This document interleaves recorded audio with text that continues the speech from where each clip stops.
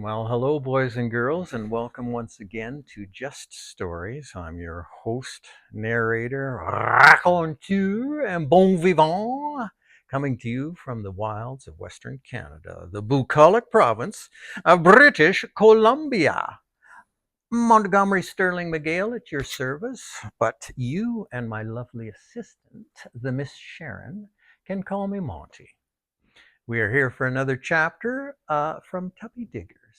I believe it to be chapter 7. Let's check it out. It's entitled Fright. Let's get right to it. Darkness of winter slowly brightened with longer, warmer days. Mountains of snow that made Christmas bright were long in the tooth. We pined for spring to do its thing. White stuff turned to streams of cool, muddy water. Boot-clad boys spent large amounts of time scratching paths in the ground for rivulets of meltwater to find ways of heading to street corner drains. Many dams fashioned with mounds of mud and gravel. Pool builds behind your earthen creation. Dive bombing Stuka streaks through the sky, takes out its target, lake runs free. Gravel in our front driveway was exposed more and more each day by the sun's power, and I wondered how this virtually endless supply of ammunition could be pressed into service. Of many Christmas toys was a barnyard playset that included buildings and animals. Stars of the set, Star of the set, singular, was a cow. Its tail one pumped in order to receive milk. Oh my goodness. Did you have a little pail? Yes, it had everything. Awesome. Numerous farm implements were also part of the kit. A conveyor belt on a little wheeled stand about 16 inches long was hand cranked. It transferred tiny plastic hay bales to the loft of the barn. Oh, okay, fine. With the inch wide toothed belt peeled from the toy, it formed a loop of black, sturdy rubber.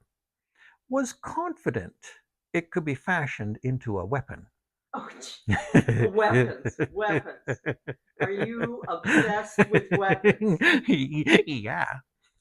Tales of David and Goliath had inspired me to make a sling that I might smite my foe. In the front driveway, I placed a marble-sized stone in my loop of rubber and clumsily tried to whip the projectile through the air. Tried and tried again. Rocks seldom cooperated. Fell lamely to my feet or jettisoned skyward in an uncontrolled direction. Practiced till I was frustrated, then kicked an earthen dam and let waters run free.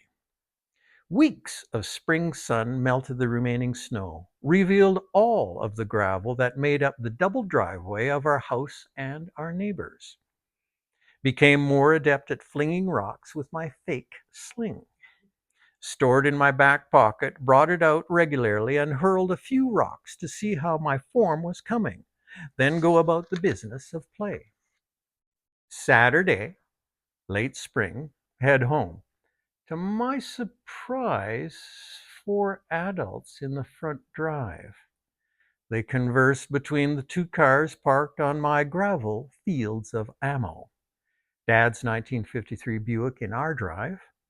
Family next door owned a 1963 Mercury 2-door coupe. Car featured a flat back window that coursed up and down like the rest of its electric windows. Very avant-garde. Eyed the group wearily as I neared, seemed very interested in looking my way. Oh no. What? Fly? Open? Said to self. Parents and neighbor couple wanted a word with me. They were quite curious to know if I could shed any light on a crack in the back window of a certain Mercury that I stood next to. What crack? Sure enough, if you looked close, there was a little chip and a 6-inch crack that shouted, "Look at me!" Did I know how that might have been deposited? Burning my hole in my pocket. Burning a hole in my pocket was the concealed weapon. I couldn't remember hearing or seeing a rock hit his window. Then again, I didn't have secure knowledge of where 98% of my projectiles met with surfaces. Thought my goose was about to be cooked. Assured the group with a firm statement. I don't know how the crack could have got there. Sweated bullets. No kidding. Waited for the hammer to come down. Oh, yeah. 4 adults would have had their way with me. A freestyle orgy of spanking, a bare assathon, a leather belt extravaganza of pure punishment. Visions of having a new butt surgically installed danced through my head when the neighbor man said, okay. Oh my gosh, I can't believe it. Okay, what? I didn't know what to think. Here were 4 adults in the gravel driveway smiling, enjoying each other's company, and the alleged perpetrator of a heinous crime stood amongst them. Is the group mentality of adults such that they are jovial just before they engage in a spanking spree? Were they poised to pull down my pants and have their wax while laughing and pointing? Tell me what you want. They seemed more intent on their previous points of conversation as I stood there for a moment before slinking into the house. That was weird. I peered at them from the edge of the living room curtains, made sure this wasn't an elaborate ruse as they prepared to storm the steps to make good on their real designs and spank me a new one. Nope, still yucked it up. Dodged a bullet. Better get out of here while I can.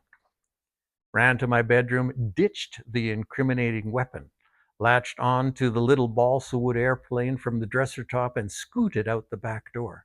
Hustled along the back alley, tiny airplane held overhead, felt its wing offer an ounce of lift as I angled the craft for efficient flight. Balsa wood airplanes, propelled by twisted rubber bands, were just one of the many diversions in our park. Lightweight wooden flyers were purchased at the local hobby store for pennies. Flimsy kits were packaged flat. Your job as pilot slash navigator slash ground crew was to assemble the thin wafers of wood into what passed for an airplane. Wind the little red plastic propeller linked to an elastic band, and you launch your gossamer creation into the wild blue yonder. With a good breeze, your missile might sail 50 yards or more, while you run alongside screaming words of encouragement. Arrived at the park. Something had attracted a group of kids. Joined the throng and made my way through. Wow, an airplane! Bright yellow, low-slung wings under the belly of a blue cockpit. Black propeller mounted to a motor on the front of the plane was all business. Wow. It sat on the ground in all its glory, all 3 feet. A scale model, alcohol-powered, plastic airplane prepped for takeoff. Small battery pack was hooked to the little engine's head via a quick-release clip and 2 feet of wire. Tiny squirt bottle of alcohol was the fuel. 2 lengths of fish line ran along the ground 25 feet to a yellow plastic handle that was to control the beast in its circular flight. We peppered the older boys with all manner of questions. Greedily, we basked in the aura that emanated from this glorious scene. Hey, you're the guy that has the bow and arrows, aren't you? Answer in the affirmative caused the group of us to step back a bit. Is that where did it hit him? Bow and arrows in the middle of his forehead. Oh my gosh! Answer in the affirmative caused the group of us to step back a bit as he knelt and fiddled with the prop, attempted to start the motor. Couple of adjustments, a few more tries. Little engine barked to life with a high-pitched wail that impressed. Bow and Arrow Boy held the airplane on the ground to prevent it from flying off. Friend ran to the control and picked it up, gave the handle a bit of movement. Tail of the craft could be seen to move up and down. Thumbs up from both. Bow and Arrow Boy let go of the colorful airplane. Noisy craft scampered across the ground, bounced on its spindly landing gear, was quickly airborne. Tethered to his friend with monofilament line, the noisy airplane traced a 50-foot circle around the pilot, a sight to behold. Wow. Buzzing plane whizzed by 5 or 6 times, about 10 feet above ground. Came by for another wailing lap when whack! Mr. Bow and Arrow slash Airplane Boy took his wondrous toy to the side of the head. Oh no, that poor